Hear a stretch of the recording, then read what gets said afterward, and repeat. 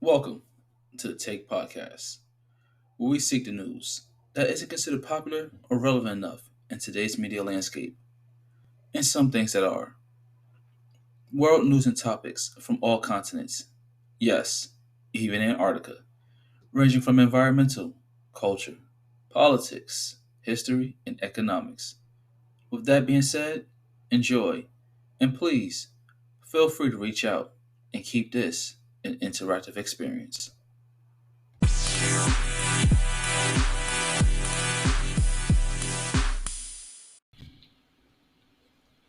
Welcome back to the Take Podcast with your host, Sean D. James.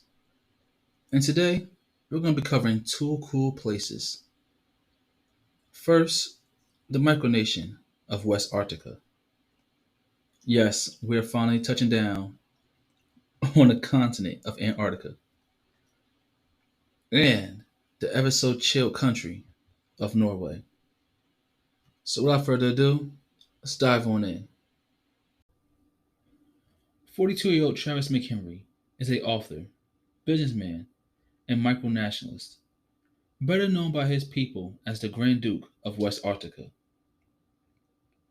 In 2001, while serving in the US Navy and feeling unfulfilled in life, he came across something that could fill that void in a massive way when, after discovering a loophole within the Antarctic Treaty System, or the ATS. Now, before I dive any further, let me explain what a micronation is. A micronation is an entity whose members claim that they belong to an independent nation or sovereign state, but which lacks legal recognition by world governments or major international organizations. Most are geographically very small, but range in size from less than 1 square meter. Yeah, 1 square meter to more than 1 million square kilometers, which is the case of Westarctica.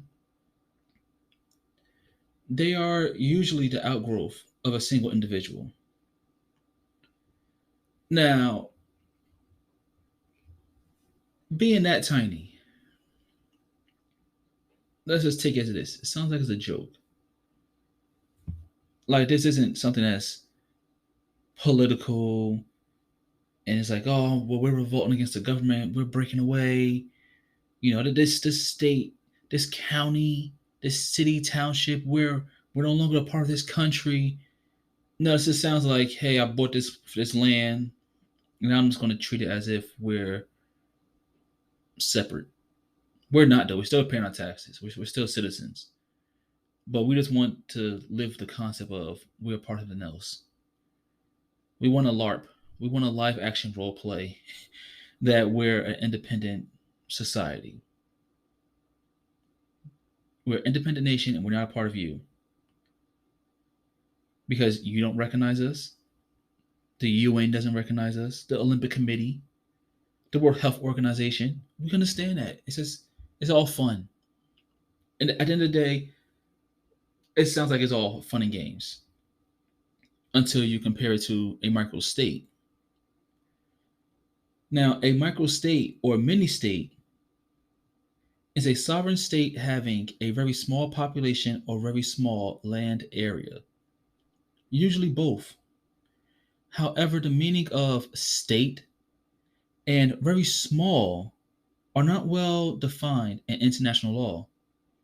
Some recent attempts to define microstates have focused on identifying qualitative features that are linked to their size and population, such as partial delegation to their sovereignty to larger states, such as international defense.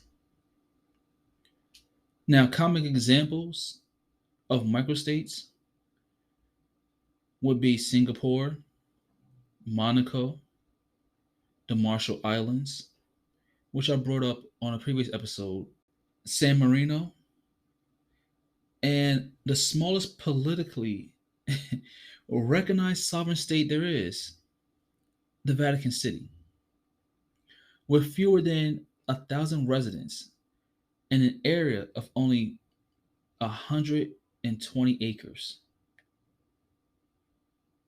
Now, when it comes to some microstates like Monaco, you technically are a city state consisting of a single municipality. So when you have something that is widely known as Vatican City and Singapore, you can see the big difference to saying, "Oh, I'm a citizen of Westarctica." Like, where's that at? Oh, it's on the western half of Antarctica, between this and that. And you look at them and go, "Wait, they have residents there? What? I am so confused." you know, for me, hearing that was like, okay, I get microstates. I almost would have thought it would have been flipped around and would have been like, oh no, that's a micronation, and microstate is actually the playtime. It's like, oh no, it's the other way around. Okay, cool. I can see the fun and there being no harm in a micronation until somebody says, I don't like the way the government's doing things. I'm going to become a microstate. Then it's like, oh, okay, well, it was fun while it lasted, guys. I gotta go to work. Yeah, I'm gonna go home. Yeah, I'll see you guys later. Peace. I'm out. Now that there is your definition for micronation and microstate. Being that I'm covering Travis McHenry and Westarctica, we're going to be focusing on the micronation side of things.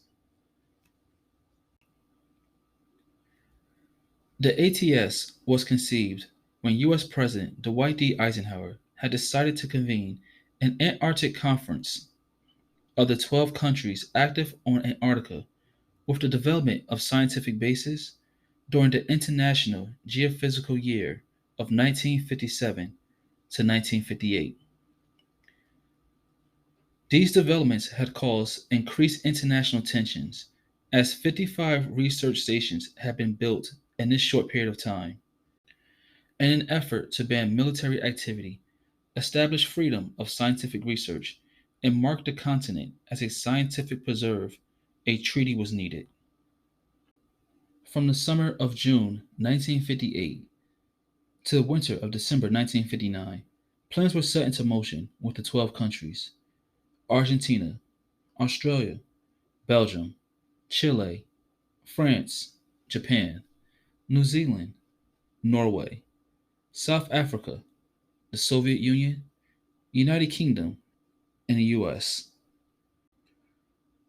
The 12 nations met in Washington for the first phase, yet it never made it past the preliminary draft, which lasted from June of that summer to October of 1959. So you're telling me that it took 16 months, 60 meetings, and they couldn't even agree on the beginning stages. This is a true shake my head moment, and yet another example of slow moving governments with shades of too much ego and pride. Like, come on. You guys went that long. That just said, hey, we don't trust these guys. Well, we don't trust them. Well, this people don't trust these people. They don't trust them. Well, with this many people in charge, I understand what's bound to happen. It's just, damn, really? It took that long? Imagine what could have been, done if they, maybe went from June to October of 1958. And then from 1958 to December 59, you probably could have handled some more important matters. But nah, just can't quite get over that hump I see. Phase 2 commenced on October 15, 1959, and ended December 1st, 1959. So somehow they were able to get it done in less than 2 months. So phase 1 was pretty much a bunch of trial and error across the board for everybody to see what's up. Okay. Well, once again, phase 2 had commenced October 15th and ended December 1st with an agreement on the Antarctic Treaty.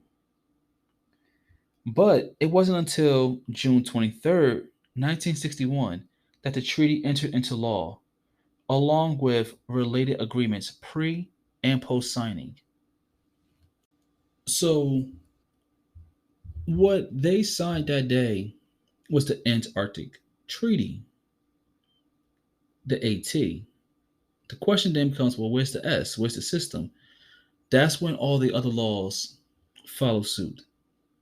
They came in, they joined, and it just created more and more and more layers to it. Thus, a system was developed. As of 2019, 54 countries are party to the treaty. 29 of them, including the 12 originals, have voting rights. Yeah, so 54 countries, only 29 have voting rights on Antarctic matters, while the other 25 are merely just observers. They sit back, they watch, and they look, and they're like, okay, at least we have a seat at the table, you know. Oh, we don't? Okay, okay. We was invited to the party. We was invited to the party. The 29 people have a seat at the table. The original 12, okay, they brought the table, chairs, food. This is their home. We're just happy to be here. And, you know, we're glad you guys actually considered us. Thank you. And like, I guess we'll go sit at the kids' table, you know. Yeah, I'll play babysitter. No problem. Yeah, this is your day off. No problem. I'll go play babysitter. The funny thing is, seven of the 54 countries actually claim territory on Antarctica. Yet the other 47 do not recognize those claims. Seven out of 54 are from the original 12 treaty signees. So, with this non recognition of their claims to that's my piece of Antarctica, that's my piece of Antarctica, is what, you know, it brings us back to one Travis McHenry. With only 7 nations staking a claim to parts of Antarctica, this meant that, wedged in between the Ross Dependency of New Zealand and the Chilean Antarctic Territory, the micronation of Westarctica could be founded, comprising most of the largest unclaimed territory on Earth, Mary Birdland. It was named after the wife of an American naval officer who had explored the 620,000 square miles, or 1.6 million kilometers of icy region in the early 20th century. This is really one of those cases of claimed, like in The Walking Dead. Oh, I claimed that. That's mine. I said claimed is mine. I claimed it. I named it. So be it. 620,000 square miles of unclaimed land. Now, you got 7 nations talking about this is my territory, and everybody's like, look, we signed a treaty, bro. We know what this really is. Like we don't want no beef. We not about to start no shit. But when you have a guy say, "Hey, this is my land. It's unclaimed. I'm taking it." That's when it's like, wait, what? Hold up. Is this some political move? No, no, that's not political. I don't think it is. Let's see how this plays out. the and it's one of those things where it's like it's kind of sad to think that's icy land. You're not doing no agriculture there. There's only two other pieces of land that I know of on Earth that's not claimed. One that's right south of, I believe, is Egypt. And the problem is there was three people who tried to claim it as micronations and was going at it over who could claim it. But then before the pandemic hit, Egypt had border issues with the neighboring country, and that piece of land, it became a little difficult to get your passport to travel in between. So without that security clearance, it's like, well, that land is untouchable. Let alone there's no roads there. There's nothing there. So you want to claim that piece of land, all right, boom. But it's going to cost you millions. I mean, hundreds of millions of dollars to truly get some type of infrastructure set up to say, oh well, I'm gonna claim this land as a fuck it a microstate. Well, who's putting that money out? I mean, during 2020, did you make that much money from the stock market with GameStop, Dogecoin, Shibu? Did you have that run up with Tesla? Like, was you making money in the market, in the futures market? Was you investing in some companies? Was you betting against something? Like, how was you making money that you got hundreds of millions of dollars? Who is backing you? That you're getting this land. And then another piece of land is actually being set up as a micronation in Eastern Europe with two countries that are just like, hey, look, I don't want that piece of land, but I don't want to give it to them. Like, well, we're not giving it to you to begin with, even though we don't want it either. It's like, well, damn, we got land here that's fertile. Can we support people? That's just asking a simple question. I mean, this guy then came over and said, "Hey, this is the biggest piece of unclaimed land. I'm unfulfilled in life. I'm going for that." Now, while it might be a cold region, good luck trying to live there. I see where his head was at. I truly do. Now, if you go to their YouTube channel, he even stated his plan was, "I'm gonna go there. I'm gonna set up base at one of the research centers and stake my claim. And if anybody wants to turn around, tell me I can't do it, they gotta physically come down here themselves and kick me off the land. Plain and simple." And he said it so nonchalantly. He was just like, "That's it. Just come and do it."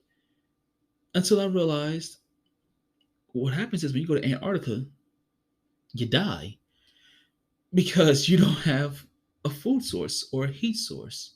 There's plenty of water. Just melt ice. It's fresh. There you go. Enjoy. But that food source is going to be a little hard to come by, let alone the heating source.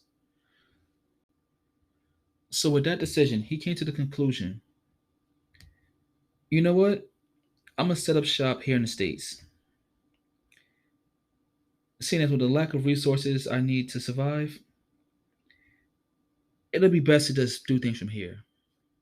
And then when things are good, when I'm good to go, then I'll head out there and try to set up a base. Then we could try to get Westarctica up and running, and literally up and running, opposed to just being like, hey, that's my land. No, this is my land. I'm on it.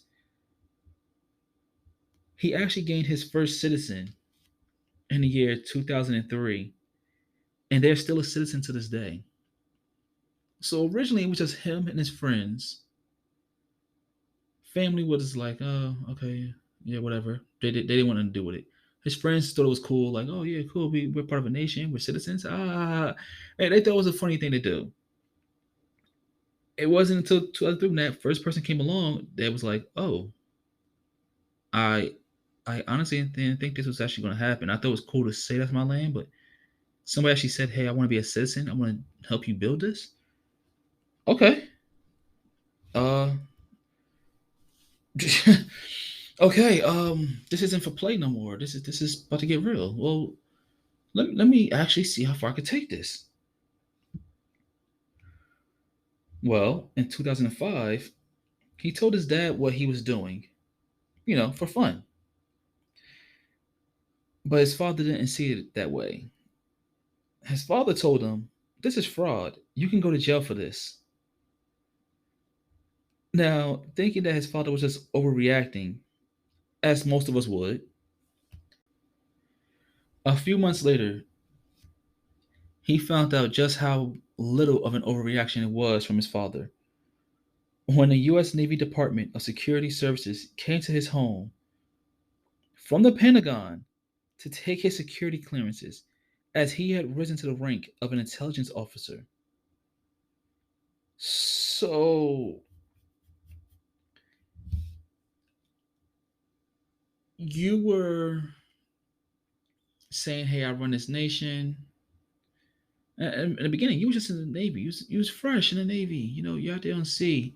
Now you're on land. You're an intelligence officer. You're doing this. Okay. Um. So for like the past 4 years, you've been saying that you are a leader of a nation. You've been making coins. Like, hey, here's a currency I have. You got a guy apply and say he's now a citizen of your country. Um, you know, they literally told him it's not, those aren't really the biggest issues that we have that's going on with you doing this. The issues we have is it just so happens that you're in contact with foreign leaders of other countries and saying that you're a leader of a country. Yeah, he was reaching out to countries that the US at the time were not friendly with, like Sudan, Laos, trying to get recognition for Westarctica. So technically, instead of being a micronation, he was taking it to that level of a microstate while serving in his home country's armed forces. You're in your country's armed forces. You're a part of their navy. You're an intelligence officer reaching out to hostile countries saying, hey, I want you to recognize my country. You know how that can look, right? That can honestly look like, hey, he's gonna give them some information and they're gonna give him people, guns and shit, and he's gonna get wild and he might start some type of revolt. He can just give out vital information, hands down. What are you thinking? Has to be the thing that's going through their head. Like, we're gonna take his clearance, but one of us has to ask that question. Like, yeah, one of us is definitely going to ask him. You want to kick it off? No, you kick it off. Rock, paper, scissors, shoot. Rock, paper, scissors. All right, I'll kick it off. So, what were you thinking? Like, seriously, what, the thought of I'm gonna reach out to other countries and have them acknowledge me? That's bold. That is bold. While still being in the military. Yeah. So when he asked him what were the options, that I can not lose my security clearance, that I can keep my job in the Navy. How do we go about this? They told him plain and simple, you have to step away from this completely. You have to completely just leave that shit alone. Because if you continue to try and make this work, uh yeah, you're in trouble. This is gonna go ugly real quick than it already is. So he stepped away from Westarctica, with leadership going to his friend, who had the title of Grand Duke Philip. With his military career coming to an end and acting in his future, things was looking pretty good for Travis. Unfortunately, he had got the news that his friend, Grand Duke Philip, became ill. And as such, he couldn't keep things going with Westarctica. He couldn't be the leader that they needed. So he said, "Hey man, Travis, you got to come back. You got to do it, man. I can't. I'm not fit to lead." Travis said, "Hey, I'm being honest. This isn't a good time for me to even step back into that at all. Things are looking pretty good for me, and I just I don't see a future with me coming back running things with Antarctica." Luckily, they had a man by the name of John Lawrence who stepped up to the plate and said, "Hey, I can be the next leader. I can lead this great nation forward." Travis said, "Hey, he seems like he's a good fit for the job."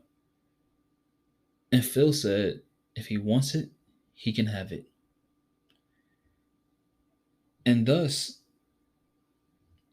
John Lawrence was now the new leader of the great nation of ice known as Westarctica. Now, this lasted for a few years until on June 10th, when Travis was convinced to come back and lead, as it was his vision that set things in motion, and the people believed it was only his vision that could keep the momentum going. Now, the thing is, before he returned to say, "You know what, I'm the leader now, I'm coming back, I'm going to lead these people, I'm going to do what needs to be done." Before he did that, he had actually purchased a few acres of rural desert land from some family members, later expanding it to 117 acres in Southern California, calling it, uh, it's sometimes the most basic things work the best, calling it Cal Sahara. Yeah, so Southern Desert, Sahara, I get it. It's in California, Cal Sahara. Okay, I get the name. It's just one of those things you go, that's simple though? Uh, Sometimes keeping it simple works best, I guess. I don't even know what I would have called it. I would I would have called that shit Tatooine. I would said this is Tatooine too. For the Star Wars fans out there, you get the reference. Like I don't know what else to do, but like the names out of the time I probably called it some Latin name, and people that know Latin, they'd have been like, "Really? That's what you call it the Latin word for desert?" All right, give me a desert, give me a place that's a desert in a video game. I need to name it something. I would have struggled too. So I can't even lie. Cal Sahara sound interesting. Like he got that. Now in 2017, he did eventually merge two micronations together to be one solid whole. So it was like, well, you got Antarctica, you got Southern California. How does that work actually? Oh well, Cal Sahara is now a territory of West Arctica. They're one solid nation now. Okay. I mean, hey, you look. These are both your creations, my guy. You made it work. Make it do what it do. While back in charge, he had decided it was time for a name change. So in 2011, West Arctica had gone from the Grand Duchy of West Arctica to the Protectorate of West Arctica. Now, this name change did fall perfectly in line with the 2014 establishment of Westarctica as a non-profit organization who advocates for the protection of Antarctic wildlife and study of climate change. So we went from a name of the Grand Duchy of Westarctica and I'm the Grand Duke to no, I'm still the Grand Duke. I'm still gonna be selfish like that with a name like that. It's still gonna be the Grand Duke. But we're the protectorate of Westarctica now. We see the effects that climate change is having on the world, and we want to protect it. That's our mission. And to turn it from a micronation to a nonprofit organization, that's fucking clever. Like that is a nonprofit organization focused on wildlife and climate, on environmental needs like that. That's pretty damn clever.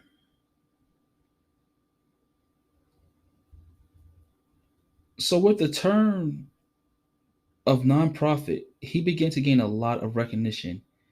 And in the same year, somehow, this man ended up on the cover of the Wall Street Journal and Playboy magazine.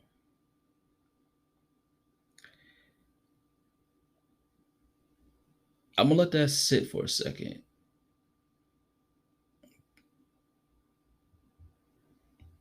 And second is up. For those who zoned out for a second and heard it Playboy, I'm gonna run that back. With the term of Westarctica becoming a protectorate of Westarctica, a nonprofit, he began to gain a lot of recognition, and in the same year ended up on the cover of the Wall Street Journal and Playboy magazine. According to him, I quote, his father's favorite two publications. Yeah, that right there, that joke alone, just like if it's that right there, it's yeah. Your dad going, oh, I'm so proud of my son. And I'm gonna have some personal time. Oh, I'm not proud of my son. Why the? Yeah, I'm just gonna go. I'm just gonna go do something else. like, like you literally write the Wall Street Journal, see your child on the cover, and go, "Oh, I'm so proud of them." And they see the Playboy magazine, you go, "Yeah, that's not my kid." Nah. I don't even understand why they would be even on Playboy. No, that's not my child. That is. Cancel my subscription. I'm going straight to the pub. Pornhub. Yeah, I'm only on Pornhub. I'm just gonna leave it there from now on. Oh, Pornhub does environmental things. What are the other options out there? In the past 21 years, West Arctica has gone from 1 to 2,000 plus individuals claiming citizenship of this yet to be walked on micronation. Now, I understand, like I said, Cal Sahara became a territory of West Arctica, but if you are, actually talking about West Arctica itself, the mother nation, the home nation, is yet to be walked on by any citizen. Nobody has actually made the trip. I'm rather surprised that nobody has actually somehow got the opportunity to go there yet. Like nothing, like nobody from an expedition or anything. And I feel as though people have, or even accidentally stumbled into it from the Chilean Arctic territory or the piece of land that New Zealand claims, the Ross Dependency. I'm sure they've stumbled on while doing research and just ended up on that territory and was like, did I cross the barrier? I crossed that barrier line, didn't I? Man, screw it. Nobody's gonna really say nothing. There's nobody really here to see me doing this, so screw it. But I do hope these people actually do get the chance one day to just do something environmentally and take a trip there, like just for the hell of it. Like if he can't make it, does a citizen of the nation take a trip there? And it's like Hey, I'm here on expedition for something environmental wise, the ice sheets, a couple icebergs in the area, something happened, the wildlife, anything. And just to be funny about it, pull a flag in their backpack, they pull out the flag of Westarctica and have a little pole and stick it in the ground real quick and just take a picture like, I've done it for our nation. I honestly, I really hope somebody at some point gets a chance to do that. That'll be one of those random feel good moments. With more info provided on their website, westarctica.info, I ask, would you join the micronation of West Arctica? Maybe another nation within your country, perhaps in another country, overseas. Or would you say, what the hell? I'm gonna create my own micronation.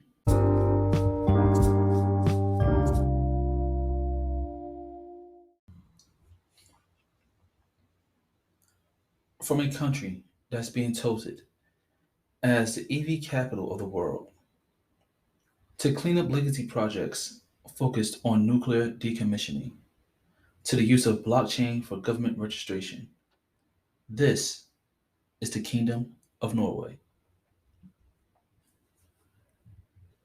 The northern European country that claims the western half of the Scandinavian peninsula and a mountainous region that makes up two-thirds of its landmass is called home by a population of 5.4 million. So you're telling me here in New Jersey, we have a bigger population than the country of Norway. As of right now, 2022, we are currently sitting at 9.2 million people. 9.2 million. I mean, if it wasn't for those high tax issues, which seems to be everyone's number one reason for leaving the state, we would definitely outnumber Norway by a population of 4 million. That is one of those things that have you go, what? What? Okay, hold on. So, you mean to tell me that you are so densely populated that a country is smaller than you? Like, yeah, yeah. That that always gets me when you have certain countries that you've heard of. You they might be well known for something that's going on positively, and it's just like, wait a minute, my state has more people than that country. We're that densely populated. God damn. It's those type of things that get me because it's like, okay, so if two-thirds of its landmass, wasn't mountainous, they could, man, maybe their population would be bigger than what it is. Maybe their population would be something like 15, 20 million people. Or maybe due to the weather conditions, it will probably be looking at what Jersey has. I just always look at it and just go, they have that much land that's technically considered uninhabitable. So as such, you have a smaller population. But at a certain point, you gotta look and go, damn, you guys are very densely populated. Like seriously, that if you ever look at the map of America at night, when they show like how the lights, like the heat signatures, and you see how many lights pop up for heat signatures on the East Coast and starts hits the South. And then when it gets to the west, in the Midwest, you just look, you go, wow, it's really dark over there. I could tell it's Vegas right there. I could tell it's Nevada, and that's Las Vegas. But in that middle section, what states are there? I don't know. Damn. Somebody break up a map. I don't know what states is right there. Like you look and you just be like, yo, you guys are really densely populated. Y'all might want to look into that.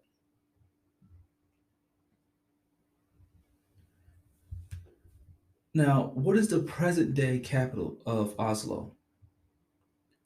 Was the site of the first permanent settlement by the Indo European people some 6,000 years ago.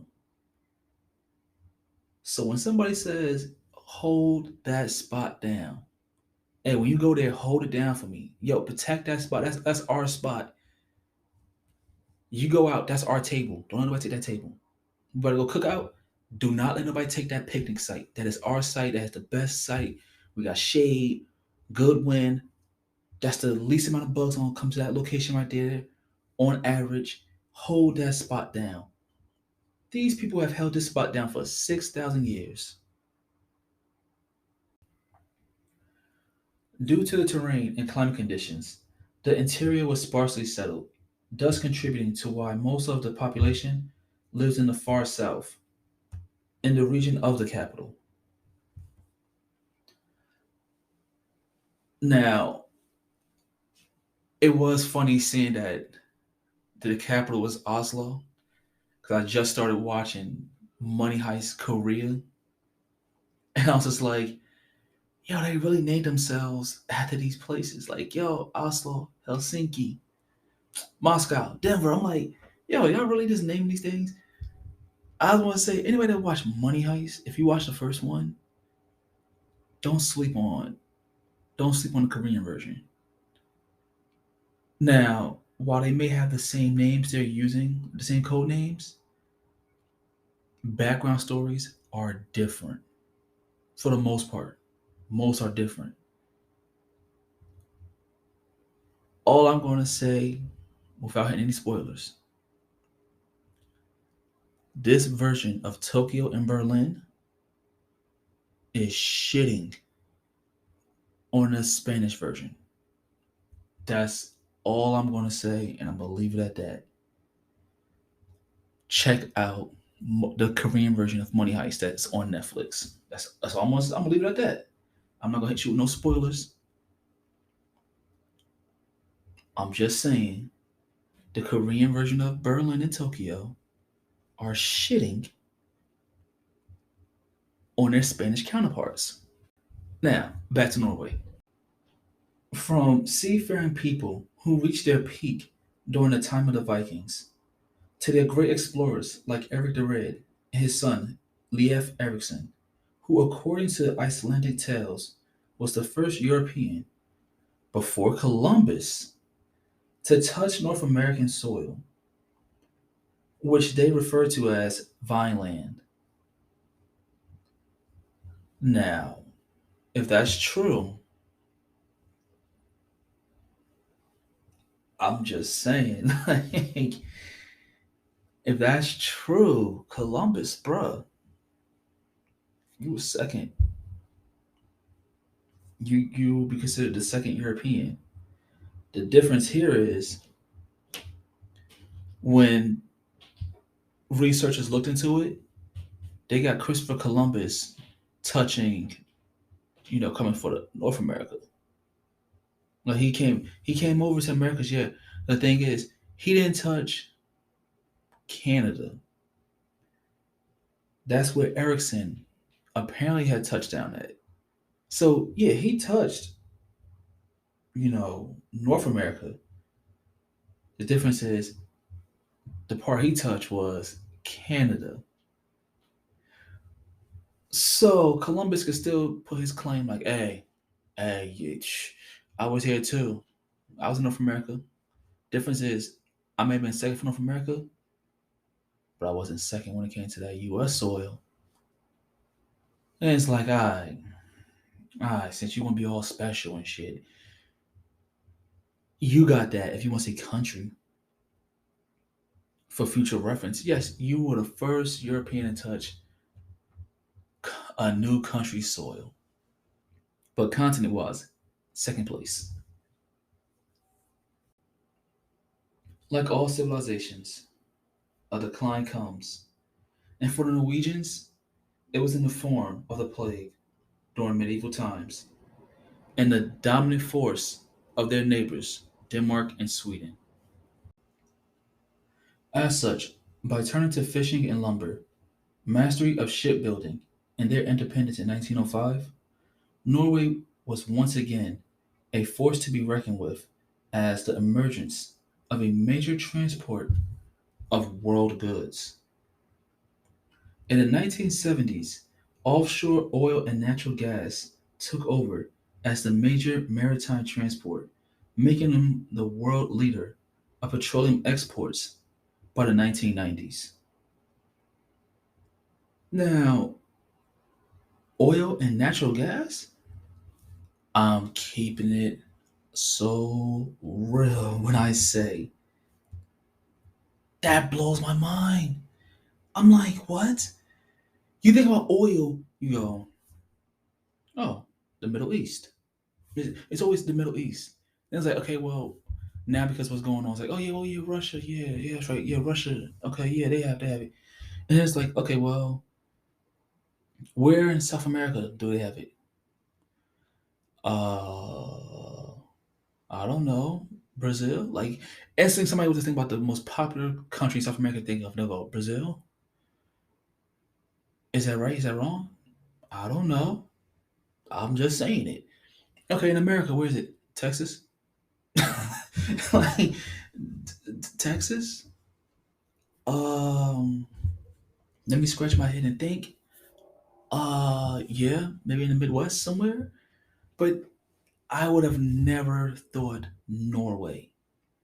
And to say that they were a world leader in petroleum in the 90s?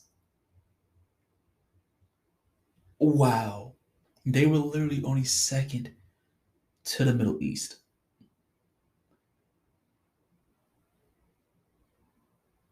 What? So, Norway, big ups.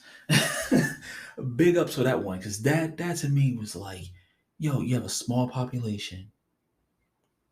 You become a world leader in transporting goods. Then you switch over to the natural gas and oil. So you got petroleum on lock. Y'all people must be living real good right now. Like, hey, what's really good up in Norway? Because all I'm saying is to be producing like that in the 90s, Norway must have been one of those secret hidden party spots of Europe that you had to know. Like, if you know type of status. Like, hey yo, I'm going to this party. I gotta catch a plane. Go to a party. What? Like, yeah, was this an invite only? Nah, not invite per se. It's just one of those. If you know somebody, you about to have a good time. Like, oh, well, I know you. Yeah, but you don't know who I know. So, yeah, I'm gonna see you in like a week. I'm out. Norway, here I come. Norway, you didn't hear that. I'm out. I'm just saying, Norway must have been the shit in the 90s. Like that had to been rave central that people just didn't talk about because only certain people knew about it. With one of the highest standards of living and highest life expectancy rates in the world, with men at 81 and women at 85, Norway is really looking like a cool slice of heaven on earth. So I'm going back to y'all must have been doing pretty good with income coming in like that, that type of standard in the world, that you have the highest living standards and life expectancy.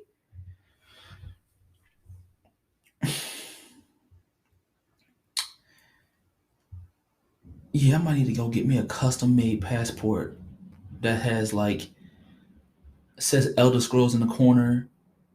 Has a Skyrim type of design. Some Nordic ridges. And be like, this your passport? Yeah, that's that custom made joint. I'm about to go to Norway for a bit. I want to go in style.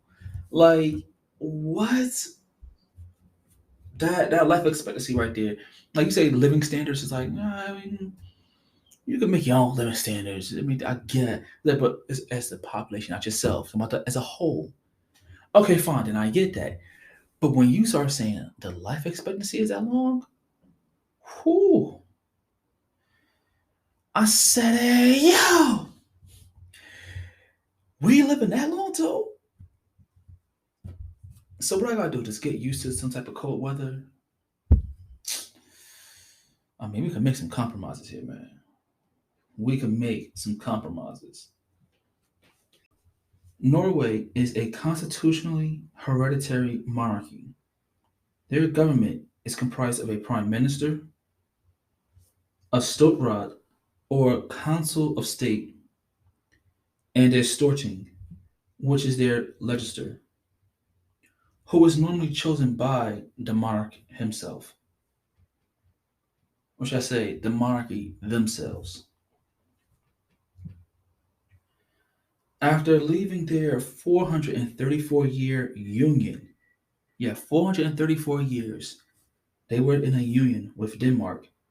Norway drafted a constitution in 1814 that was influenced by French revolutionary ideas, British political traditions, and the US Constitution itself.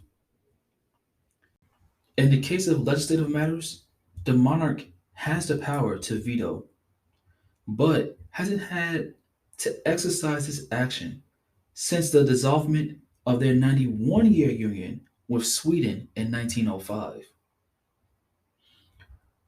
So you go from Denmark to union with their union to now a 91-year union with Sweden. Boy, oh boy, oh boy, I know that independence felt good as shit. I know when they claimed independence, they was like, oh my God. Yes. Yes. We bout this. To think independence, then the 70s and 90s hit. Now you got the stats you got now. Mm, mm. What? See, they had their time when they was like, all right, yeah, we got this little partnership here. We got all right, we understand. But the instant this shit end, boy oh boy, we about to take off on our neighbors. We gonna let them know they should have slept on us. Y'all thought we got weak because the plague came into play? Cause y'all had some dominant times and y'all was able to muscle us? Alright, alright. This is checkers.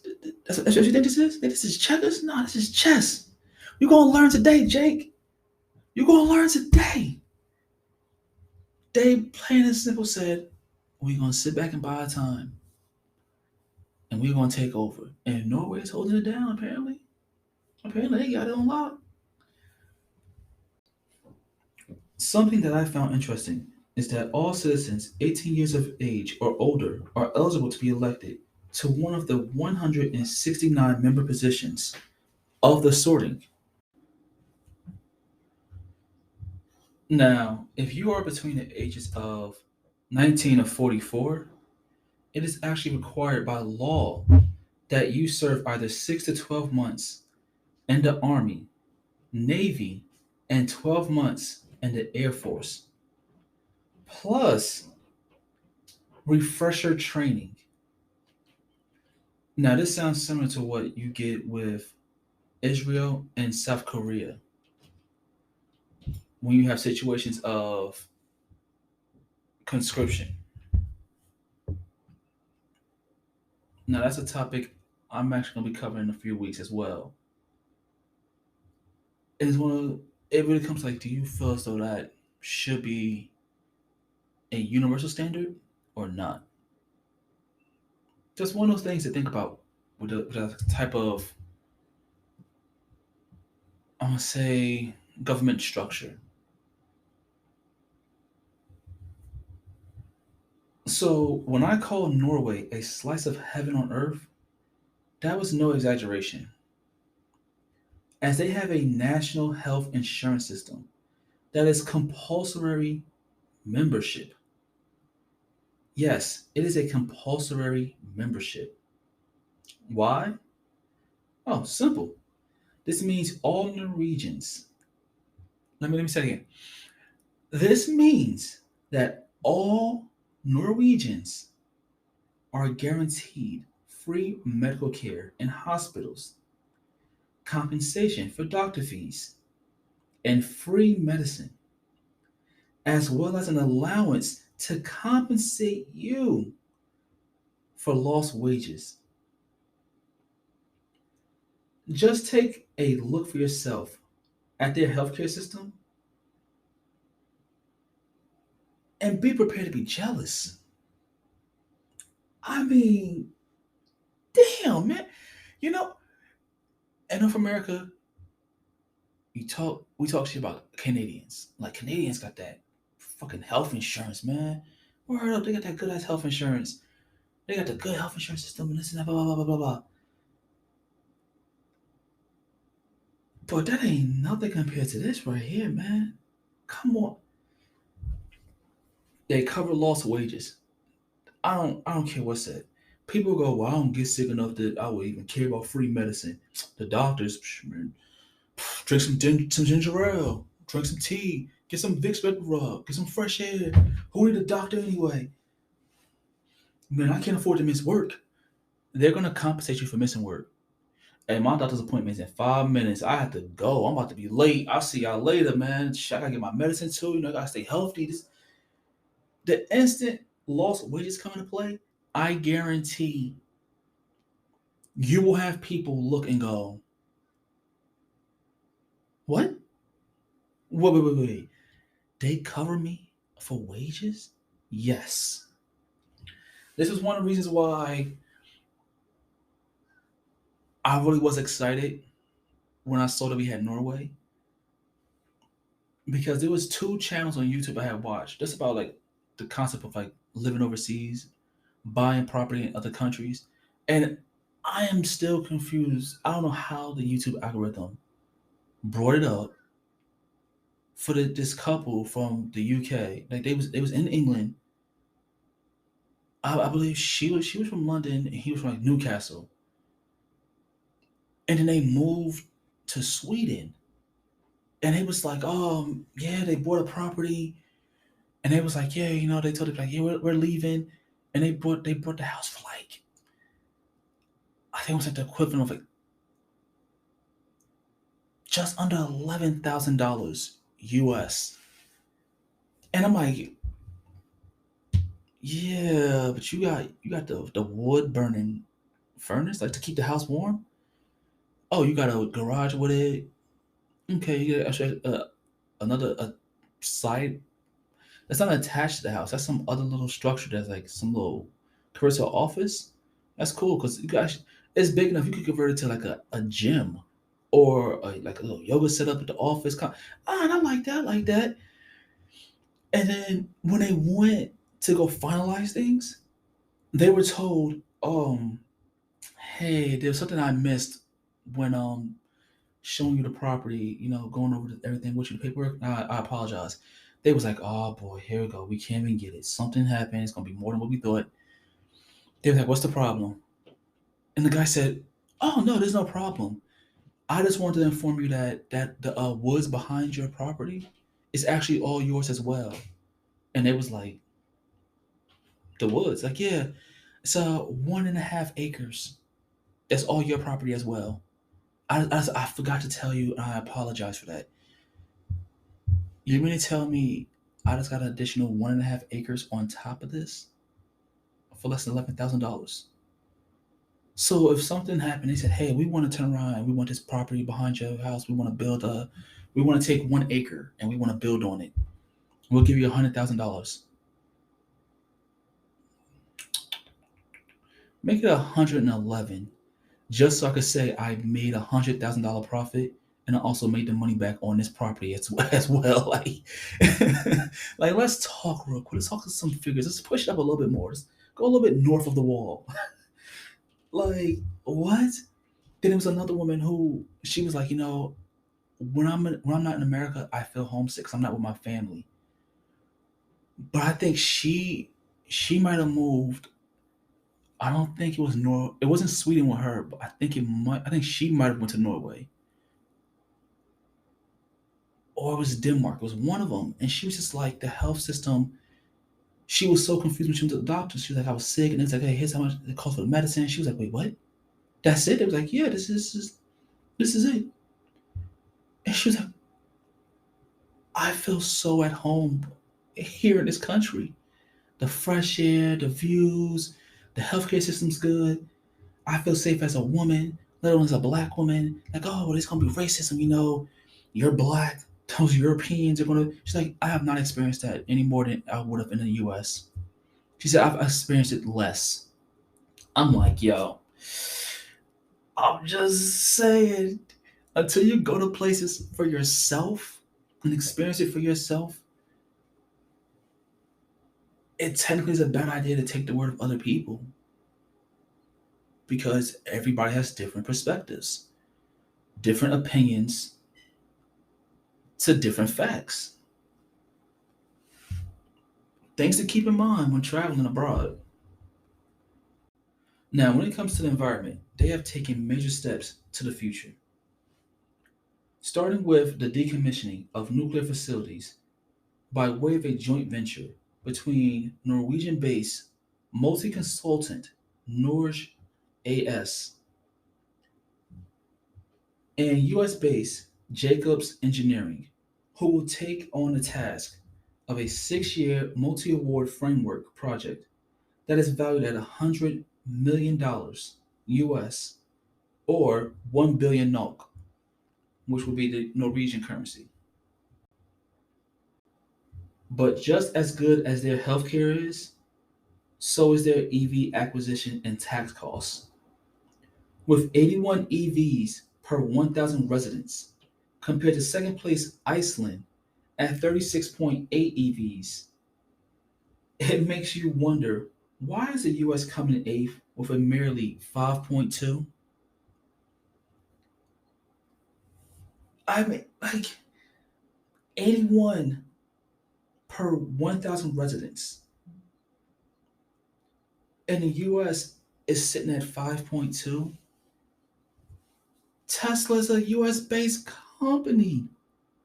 Why the fuck don't we have more EVs for people?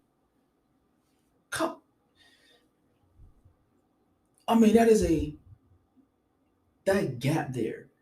First place is 81 in Norway, 36.8 in Iceland. That gap from first to second alone is dramatic. But then to say from first to eighth, hey man, countries need to get their shit together. Like get it together. Come on now. That these gaps are too wide. Less pollution, less noise, no feelings of stress from high gas prices. This is clearly a healthy solution on all fronts. All this was accomplished by good incentives, reduced or zero taxes on imports, and good carbon taxes. So you're telling me let's take out the word zero and just say reduced taxes on imports. So if I'm importing my EV, I'm actually paying a reduced tax as an incentive to get me to say, hey, you should get an EV over getting another gasoline powered vehicle. Look, instead of getting that charger, yo, get this EV. Why? Because when that junk get imported, we're actually gonna pay less taxes for having it imported to the country. And we also want to give you a carbon tax. We're going to just reduce a shit ton for you. What's up?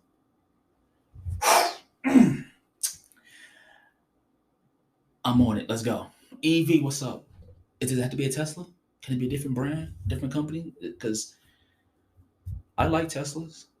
I think I like Teslas in the concept of their existence. Visually, though, I don't want a Tesla. I get an EV. Look, man, if you say I could have any EV right now in the world, I'll be like, sure, I'll give you any EV you want. What would it be? I'm dead ass gonna tell you, you could give me the basic model. Is there a price limit? Is there a price limit? That's why I have to really ask. Is there a price limit? No, there's no price limit. Oh, well then I'm going top tier Porsche Taycan. I want the EV Porsche Taycan. Let's go. If you said there's no limit, there's no price limit. No, if you said 100,000 is the price limit. All right, then give me the base model. Give me the base model with some adjustments, and I can still keep it under 100,000. I've already looked. Porsche Taycan, let's go. Okay, for that price, I can get you three Teslas, brand new. See, now you're making me not want to be selfish, and I could go, okay, well, I could get my mom a Tesla. I could have her with a Tesla. Fuck. I could sell one off when she get a little bad. If you just give me that one, I could sell it and make a profit off that just to begin with. Put some money in my pocket. Give me that Porsche. Give me that Porsche Taycan. Fuck what you heard. I want to stunt. Now, with all these benefits, I only have one question for you. What's stopping you from joining the Kingdom of Norway? Just some food for thought, listeners. Food for thought. Well, ladies and gentlemen, I do hope this episode was detailed enough for you, especially to those Norwegian listeners out there. With that being said, next week, Poland, you're going to be in the spotlight. But as always, enjoy yourself, enjoy the day, and stay prosperous. Peace.